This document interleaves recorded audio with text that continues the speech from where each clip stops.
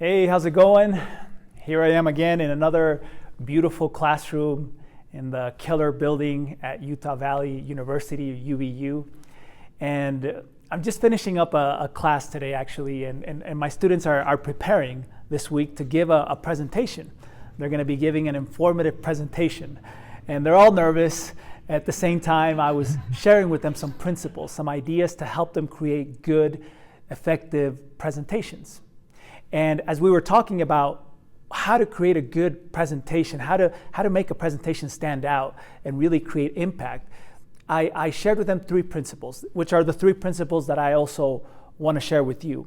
And these three principles are actually principles that I've seen over and over again as I've worked with hundreds, if not thousands of business leaders, professionals, and really good communicators. And I've noticed that when they've created these presentations that have created impact and change, they usually follow these three principles. So principle number one is that less is more. Less is more. And this is important for you to remember because a lot of times we have the habit, especially when we're creating a presentation, of adding more and more information. And I think it's because we at times think that if I add more information, for some reason that means that people are going to remember or they're going to understand more. But in communication, there's a general rule, which is that less is more. And sometimes it's better to communicate one idea and do it very effectively than to try to communicate 5 or 10. And at the end, people probably won't remember any. So as a first principle, I want you to remember next time you're creating a presentation, less is more. So what is the main idea that you want to get across? What is the principle, the priority that you want to communicate to your audience? And focus on that. The second idea that I shared, the second principle that I shared with my students is that visual means visual. What do I mean by visual means visual? Well, a lot of times when I'm working with corporate leaders especially, they all tell me that they want to create really beautiful, aesthetically visual presentations. And when I tell them to create really good visual presentations, that means we have to be more visual. We have to put images, we have to put pictures, we have to put short little questions. They struggle with it because sometimes the habit we have, even though we know that we have to create a visual presentation, is we tend to saturate it with just a lot of information. And I want you to think next time you're presenting, how do I transform my presentation into something that's more visual?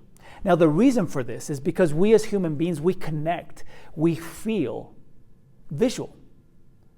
We feel visual.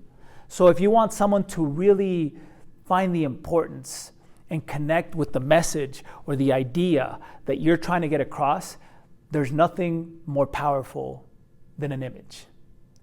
Like the old saying goes, an image is more powerful than 1,000 words. And the third principle that I shared with my students, and I think even though the other two are important, this third one is critical to be successful in any presentation. The third principle is to remember to keep the most important thing the most important thing. And the interesting thing that happened with me in my class when I was teaching this principle is I asked them, what is the most important thing when you're presenting? And some of them rose their hand and said, oh, maybe it's the content or the idea or the technology we're using. And even though those things are important, they do have a good, important role in a presentation, I reminded them that the most important thing in any presentation is your audience. Your audience. Without an audience, you're just speaking to yourself. So the ideas that we're communicating are important. The services, the products that we want to communicate, they are.